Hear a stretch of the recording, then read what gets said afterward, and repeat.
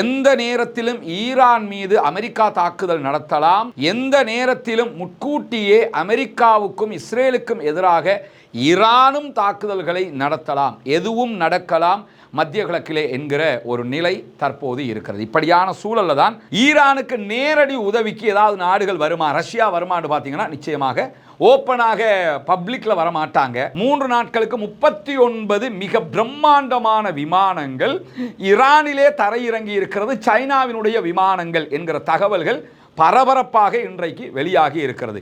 இந்த 39 விமானங்களில் என்ன கொண்டு வரப்பட்டது? ஈரான் தோத்திருச்சுன்னா மொத்த மத்திய கிழக்குமே நம்ம அத்தனை பேருமே அடிமைகள் தான், கொத்தடிமைகள் தான். இப்ப எழுதி கொடுத்ததை விட கூடுதலாக கொடுக்க வேண்டிய வந்துடும். தோக்காம ஜெயிச்சுட்டாங்க என்று சொல்லி சொன்னா மத்திய கிழக்கினுடைய ஜாம்பவானாக இனிமேல் ஈரான் தான் இருக்க போகிறது என்பது நிலை பெற்றுவிடும்.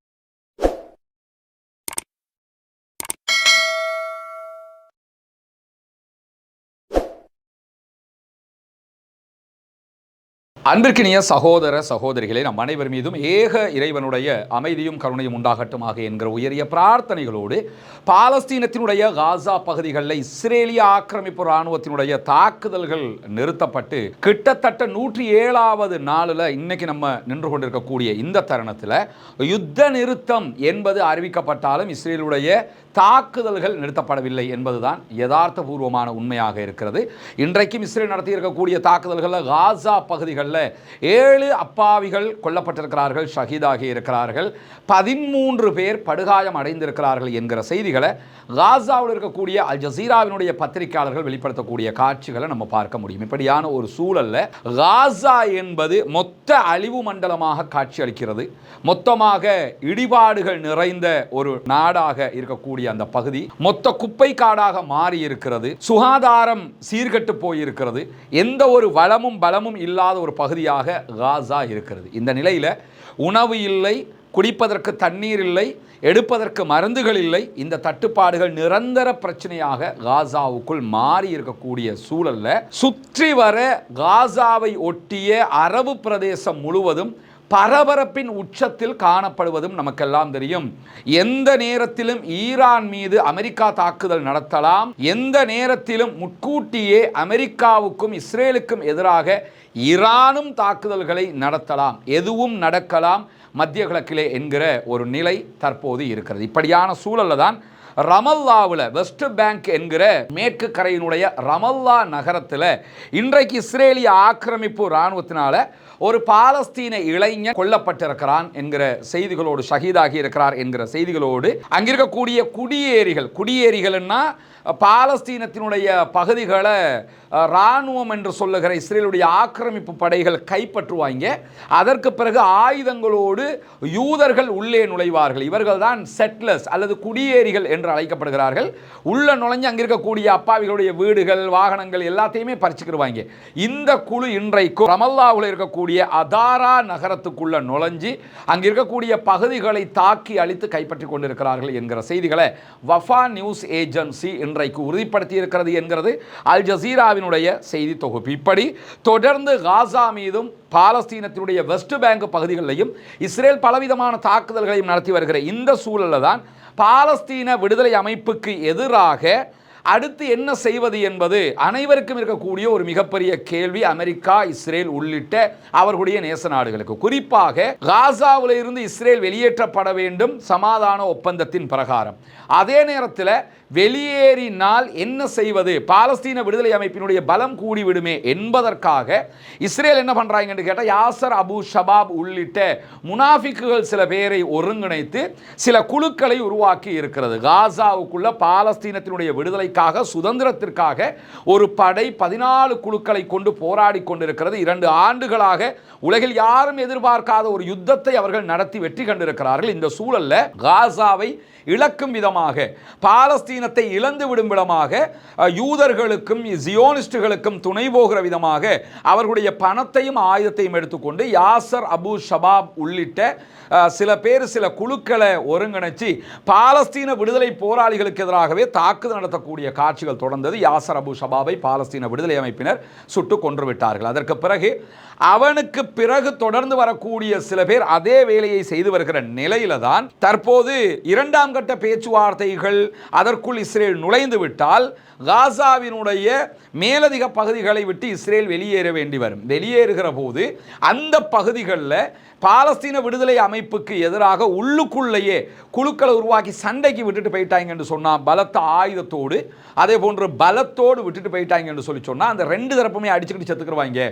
ரெண்டு பேருமே அடிச்சுக்கிட்டு சாகிறதுனால இஸ்ரேலுக்கு தான் லாபம். ஏன்னா இரண்டு பேருமே இஸ்ரேலை பொறுத்தவரையில் ஒன்றுதான். அவர்களே சண்டையிடுவதற்கு பதிலாக உள்ளுக்குள்ளே இருக்கக்கூடிய ஒரு குழுவை வைத்து சண்டையிட வைக்கப் போகிறார்கள். இது பெரும்பாலும் எங்கெல்லாம் சுதந்திரத்திற்கான போராட்டங்கள் நடந்ததோ, எங்கெல்லாம் விடுதலைக்கான போராட்டங்கள் நடந்ததோ, அங்கெல்லாம் பிரித்தாளும் சூழ்ச்சியால் மேற்கொள்ளப்பட்ட ஒரு திட்டமிட்ட வளமையான சூழ்ச்சியைத்தான் அவர்கள் செய்கிறார்கள். ஆனால் இதுவரைக்கும் காசாவுக்குள் அது வெற்றி பெறவில்லை. இன்றைக்கு நியூயார்க் டைம்ஸ் வெளியிட்டிருக்கக்கூடிய ஒரு முக்கியமான செய்தியில் கூட இந்த மாதிரி சில்லறத்தனமான விஷயங்களைத்தான் இஸ்ரேல் காசாவுக்குள் நம்புகிறது. மேலதிகமாக சமாதான உடன்படிக்கையினுடைய பகுதிகளை இஸ்ரேல் நம்பவில்லை. இது இஸ்ரேலுக்கு பலத்த பின்னடைவைத்தான் கொடுக்கும் என்று இன்றைக்கு நியூயார்க் டைம்ஸ் அவர்களுடைய ஆய்வாளர்களை கொண்டு வெளியிட்டிருக்கக்கூடிய அறிவிப்புகளில் சொல்லி இருக்கக்கூடிய காட்சிகளையும் நம்ம பார்க்க முடிகிறது. இப்படியான சூழலில் தான் நமக்கு பின்னால் தெரியக்கூடிய இந்த பகுதி ரஃபா கடவை என்று சொல்லப்படும் ரஃபா கிராசிங் பாயிண்ட்ல தான் இந்த காட்சி எடுக்கப்பட்டிருக்கு. இந்த ரஃபா கிராசிங் பாயிண்ட் இந்த பக்கமாக நமக்கு தெரிகிறது ஈஜிப்ட் பக்கமான பகுதி. இதற்கு அடுத்த பக்கம் இருப்பது காசாவினுடைய பகுதி. இந்த பகுதியை ஈஜிப்டும் அடுத்த பகுதியை இஸ்ரேலும் தற்போது கையிலே வைத்துக் கொண்டிருக்கிறார்கள், கட்டுப்படுத்தி கொண்டிருக்கிறார்கள். ஈஜிப்ட் மிக தெளிவாக ரஃபா கடவையை திறப்பதற்கு தயார் என்று சொல்கிறார்கள். எங்க பகுதியை நாங்கள் ஓபன் பண்ண தயார், ஆனால் நீங்கள் உங்கள் பகுதியை ஓப்பன் பண்ணணும். அப்படி ஓப்பன் பண்ணினா தான் இங்கே இருக்கக்கூடிய உதவிகள் காசாவுக்குள் வரும் என்று இன்றைக்கும் ஈஜிப்டினுடைய வெளியுறவுத்துறை அமைச்சர் கோரிக்கை விடுத்திருக்கக்கூடிய நிலையில் ரஃபா பார்டரை ஓப்பன் பண்ணாமல் அதற்கு பதிலாக இன்னுமொரு பார்டரை உருவாக்குவது, இந்த பார்டரில் ரஃபா என்கிற இந்த கேட்டுக்கு பதிலாக இன்னொரு கேட்டை புதுசாக உருவாக்குறது தொடர்பாக ஒரு திட்டத்தை இஸ்ரேல் இன்றைக்கு முன்வைத்திருக்கிறது. அந்த திட்டத்தின் பிரகாரம் அவங்க சொல்ல வருகிற செய்தி என்னன்னு கேட்டா, புதிதாக உருவாக்கப்படுகிற கடவை, புதிதாக உருவாக்கப்படுகிற கேட்டுங்கிறது ஒரு பலத்த பாதுகாப்பு சோதனைகளுக்கு உட்படுத்தப்படுகிற கேட்டாக இருக்கும். இதிலே அடையாள சரிபார்ப்பு மிக துல்லியமாக நடத்தப்படும். அதே போன்று எக்ஸ்ரே பரிசோதனையும் அதிலே நடத்தப்படும். அதை தாண்டி அதிலே பயணிக்கிற அத்தனை பயணிகளுக்கும் கடுமையான கண்காணிப்பு வழிமுறைகள் எல்லாம் வழங்கப்படும். இந்த தகவல்களோடு சேர்த்து இஸ்ரேலுடைய பாதுகாப்பு வட்டாரங்கள் இன்றைக்கு வெளியிட்டிருக்கக்கூடிய தகவல்களையும் அல் ஜசீரா சுட்டி காட்டுகிறது.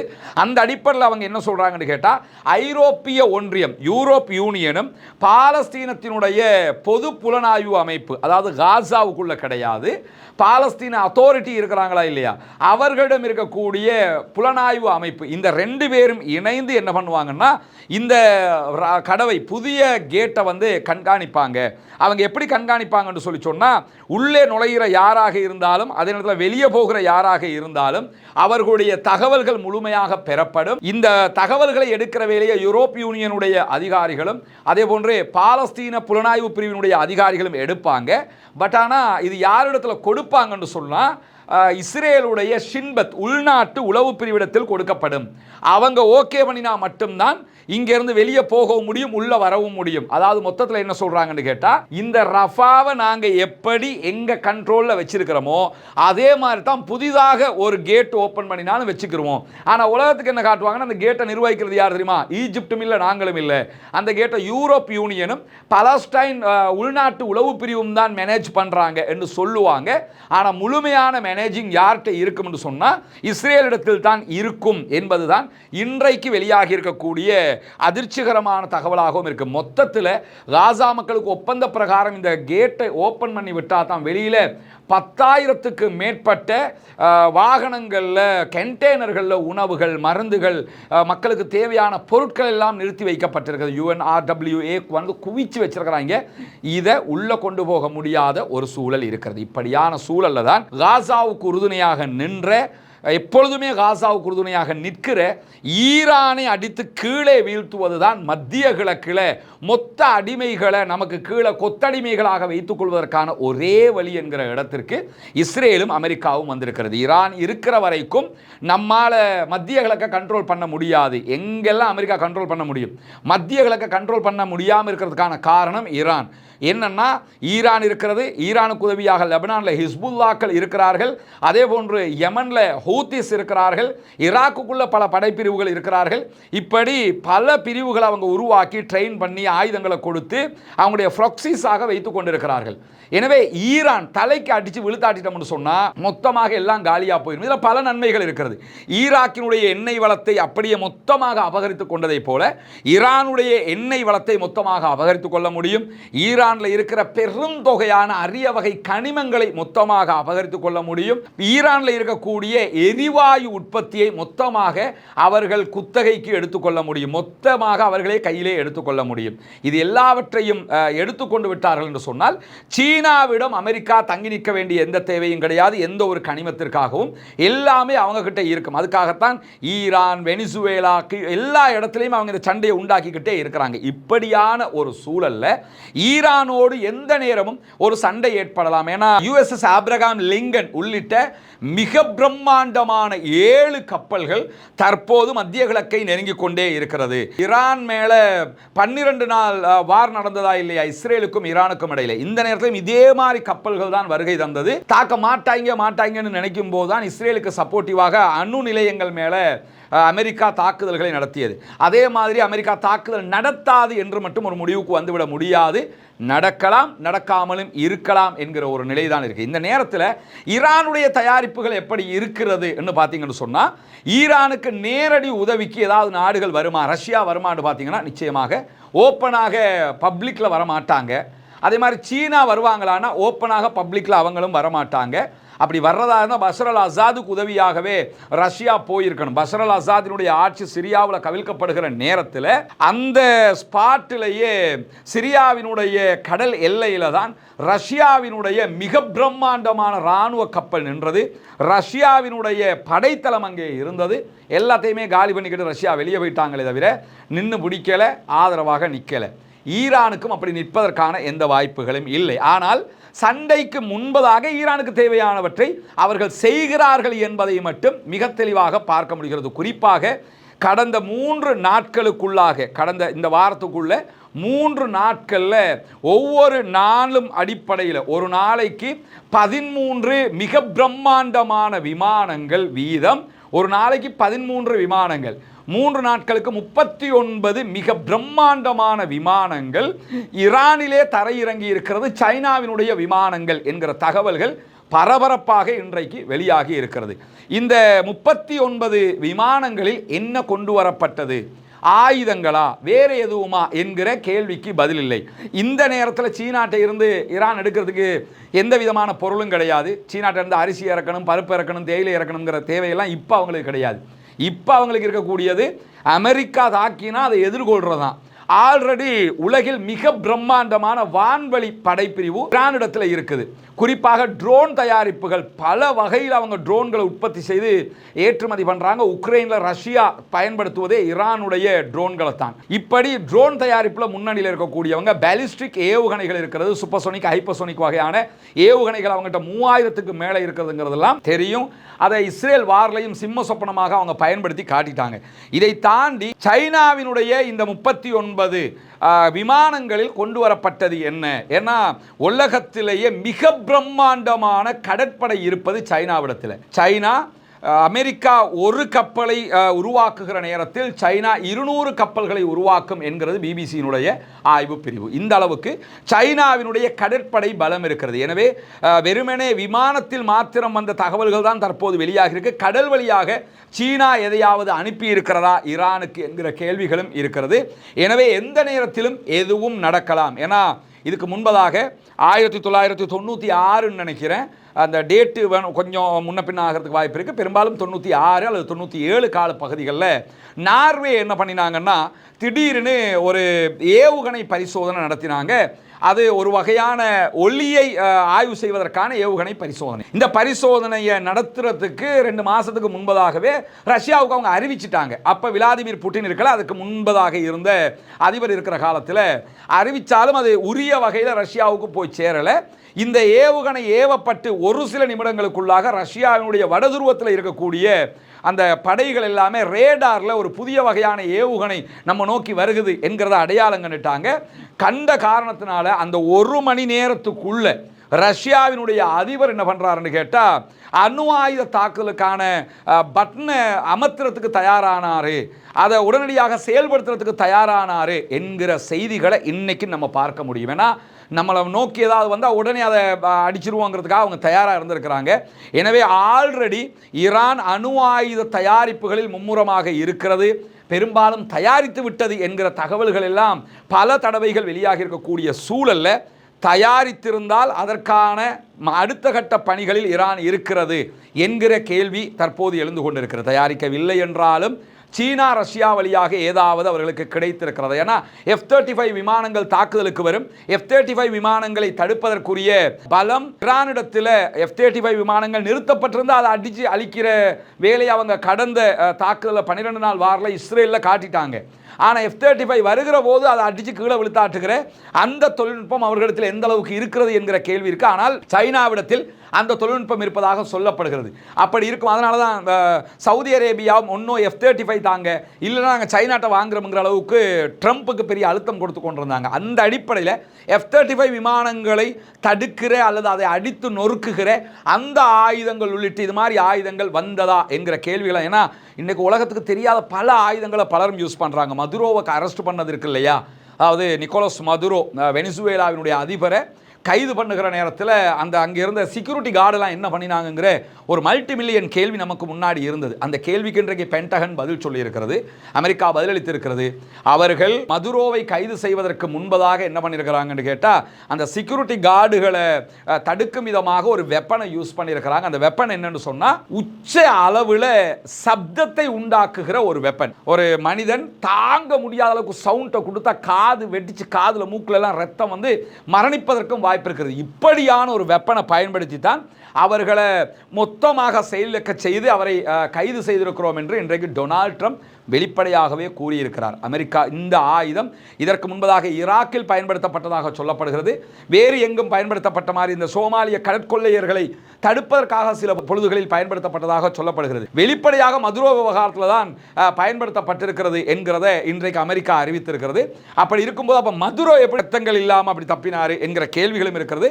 அது எப்படி செயல்படுதுங்கிறதெல்லாம் நமக்கு தெரியல. ஆனால் இன்றைக்கு DW உள்ளிட்ட பல செய்தி சேனல்கள் இதை வெளிப்படையாகவே சொல்லி இருக்கிறத பார்க்க முடியும். இப்படியான சூழல்ல சைனாவிடத்தில் என்ன ஆயுதங்கள் இருக்கிறது என்பதும் உலகத்துக்கு பெரும்பாலும் தெரியாது. வெளியில் தெரிகிற ஆயுதங்கள் மட்டும்தான். புதுசாக என்ன வச்சிருக்கிறாங்க, என்ன கண்டுபிடிச்சிருக்கிறாங்க என்கிற கேள்விகள் இருக்கும்போது ஈரானும் புதிதாக என்ன வைத்திருக்கிறது என்கிற கேள்விகளும் வருகிற போதுதான் இந்த யுத்தம் தற்போது ஆரம்பமாக போகிறது என்கிற நிலையில் நேற்றைய தினம் அல் ஜசீராவுக்கு பேசிய ஈரானுடைய ஒரு முக்கியமான பாதுகாப்பு அதிகாரியுடைய பேட்டி அல் ஜசீரா ஒளிபரப்பினாங்க. அதில் ஈரான் மீதான எந்த ஒரு தாக்குதலும் ஒரு பகிரங்க போர் செயலாகத்தான் கருதப்படும். எனவே நாங்கள் அதற்கு ஏற்றாற்போல் பதிலளிப்போம். எந்த ஒரு ஆக்கிரமிப்புக்கும் நாங்கள் எங்களுடைய வலுவான பதிலை கொடுப்போம். அனைத்து அமெரிக்க தளங்களும் எங்களுக்கு சட்டபூர்வமான இலக்குகளாக இருக்கும் என்பதை சொல்லியிருக்கிறார்கள். ஏன்னா சவுதியில் இருக்கக்கூடிய அமெரிக்கன் பேஸுக்கு அடிப்போம், கத்தரில் இருக்கிற அமெரிக்கன் பேஸுக்கு அடிப்போம், எங்கெங்கெல்லாம் ஜோர்டான் எங்கெல்லாம் இருக்குதோ அங்கெல்லாம் அமெரிக்கன் பேஸுக்கு தான் நாங்கள் அடிப்போம். ஏன்னா அமெரிக்காவுக்கு அடிக்கிறத விட அமெரிக்காவுடைய பேஸுக்கு அடிக்கிறது ஈஸி. உதய்போர்ட்டில் மட்டும் 10,000 பேர் இருக்கிறாங்க அமெரிக்காவினுடைய படைப்பிரிவை சேர்ந்தவர்கள். எனவே அங்கெல்லாம் நாங்கள் அடிப்போம்ங்கிறாங்க. எனவே அது யாருக்கான டபுள் சார்ஜ், அவங்களை அடித்தாங்கன்னா அவங்களுக்கு 2 பெனிஃபிட் இருக்கிறது. ஒன்று, அரபு நாடுகளுக்கும் சேர்த்து கொடுத்ததாக ஆகிவிட்டது.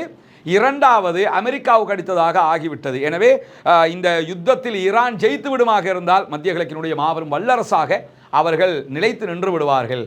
தோத்துட்டாங்கன்னு சொல்லி சொன்னால் முழு அரபு தேசமுமே அடிமைகளாக நிலைத்து நின்று விடுவார்கள். இது நடக்க போகிறது ஒன்று தான்.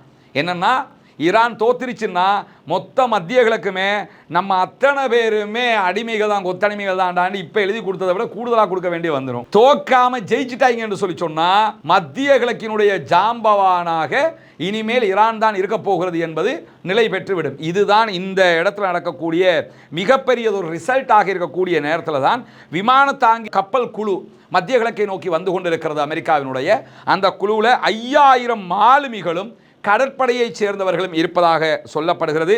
கூடுதலான போர் விமானங்கள் வரவழைக்கப்பட்டிருக்கிறது, ஹெலிகாப்டர்கள் வரவழைக்கப்பட்டிருக்கிறது, மின்னணு போர் விமானங்கள் மேலதிகமாக வரவழைக்கப்பட்டிருக்கின்றன என்கிற தகவல்களும் வந்திருக்கிற அதே நேரம் டெல் அவீவ்ல இஸ்ரேலிய படைகளோடும் ஒரு கூட்டிணைவை தற்போது ஏற்படுத்தி கொண்டிருக்கிறது அமெரிக்கா.